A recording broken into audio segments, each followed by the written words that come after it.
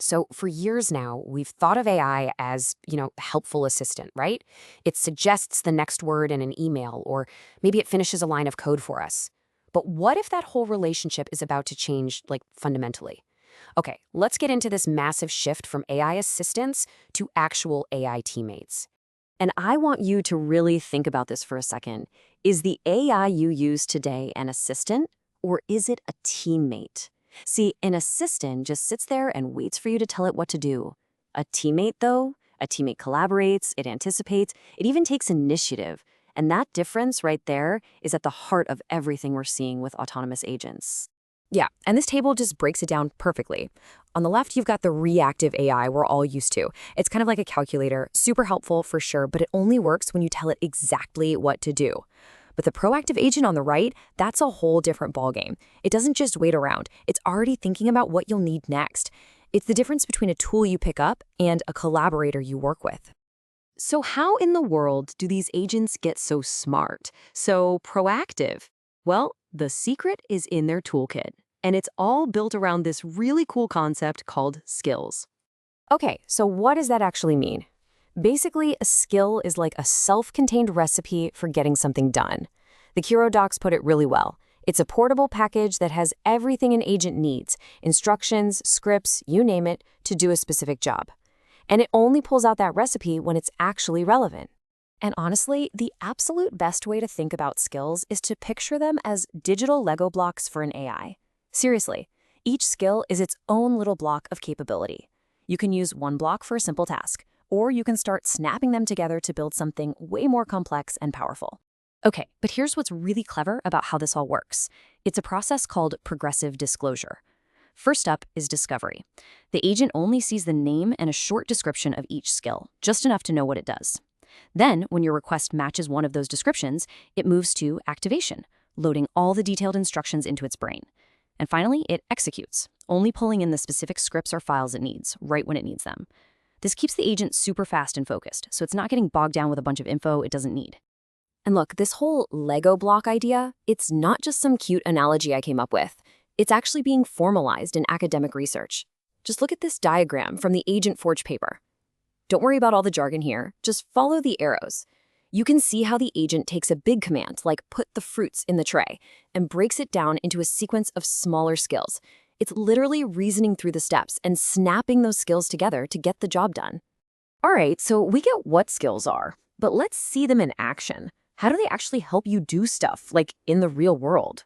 For that, we're going to look at a feature from the Kiro IDE called Agent Hooks. Okay, so think of these hooks as super smart if-then rules for your code.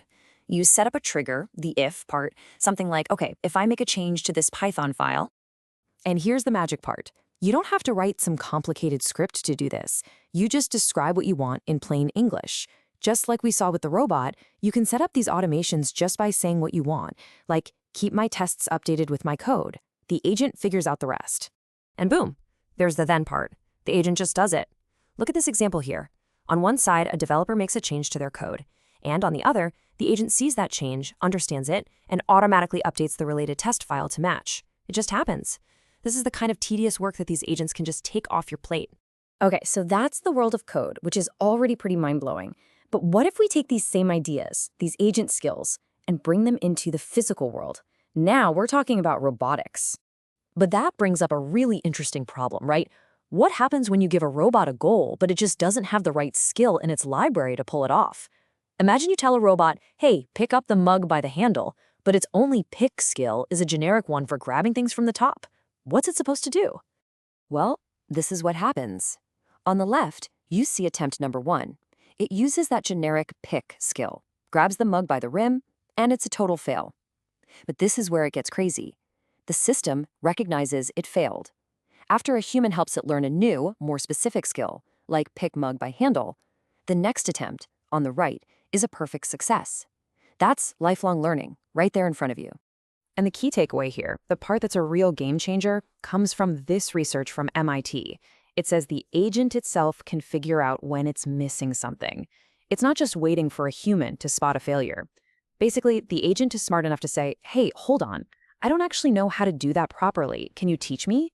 It knows what it doesn't know. So we've gone from code to robots that can learn on the fly. Let's bring it all back home. What does all of this actually mean for you?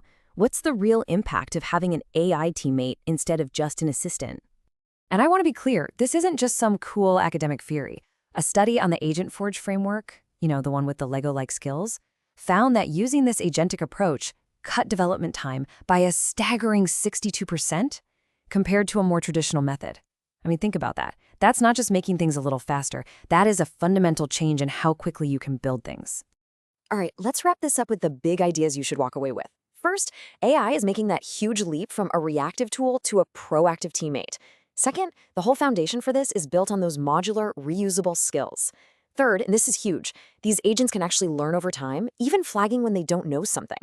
And finally, all of this adds up to a massive boost in efficiency, getting rid of the boring, tedious stuff for us.